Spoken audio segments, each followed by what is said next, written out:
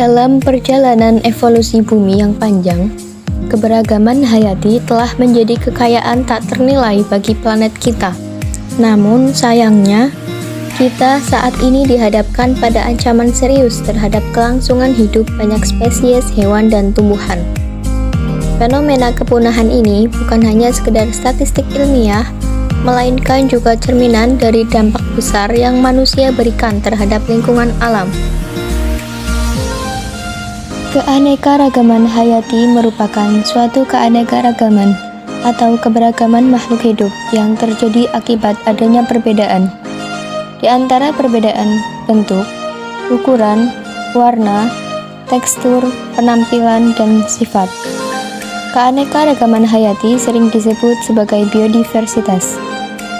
Biodiversitas merupakan suatu tingkatan yang ada di dalam bumi dan menjadi patokan atau ukuran penentu kesehatan bumi. Hilangnya keanekaragaman hayati dalam spesies sebuah ekosistem dan wilayah geografis tertentu dapat menyebabkan terjadinya penurunan dan gangguan fungsi ekosistem. Adanya keanekaragaman hayati dilatar belakangi oleh dua faktor, di antaranya faktor genetik dan faktor luar.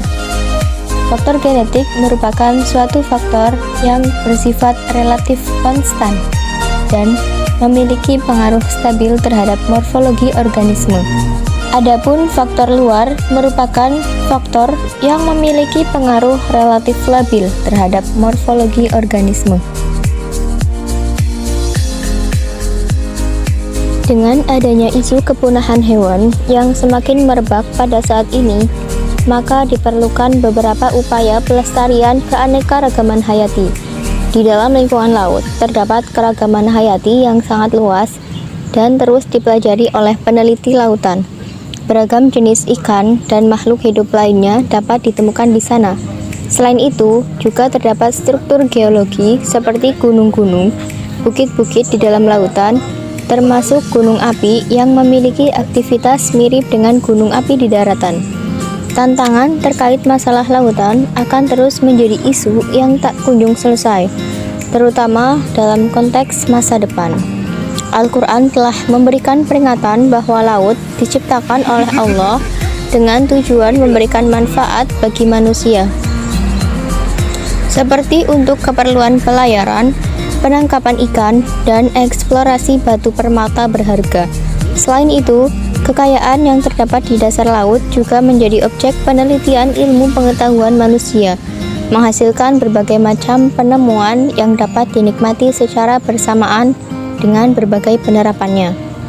Beberapa upaya dalam menjaga keanekaragaman hayati diantaranya membangun program berkelanjutan, penanaman pohon, membangun tempat perlindungan atau konservasi, pelestarian in situ dan ex situ, mencegah kebakaran hutan, dan lain sebagainya. Adapun pemberdayaan kawasan konservasi laut dapat berdampak positif dan memberikan manfaat bagi yang lain. Di antaranya, pertama, terjaganya kondisi lingkungan alam serta proses keseimbangan dan kekayaan ekosistem yang sudah ada secara berkala.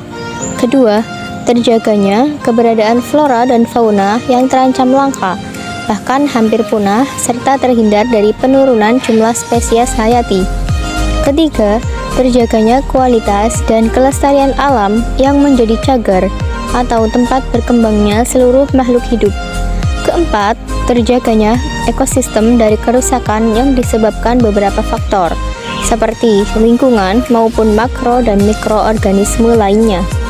Dan terakhir, memberikan kontribusi terhadap ilmu pengetahuan, yakni terkait upaya budidaya sumber daya alam dari keseluruhan spesies yang ada dari segi potensi maupun penggunaannya. Keenam, memberikan kontribusi dalam kepariwisataan dan menjadikan kawasan konservasi menjadi ideal untuk dijadikan tempat rekreasi maupun objek wisata.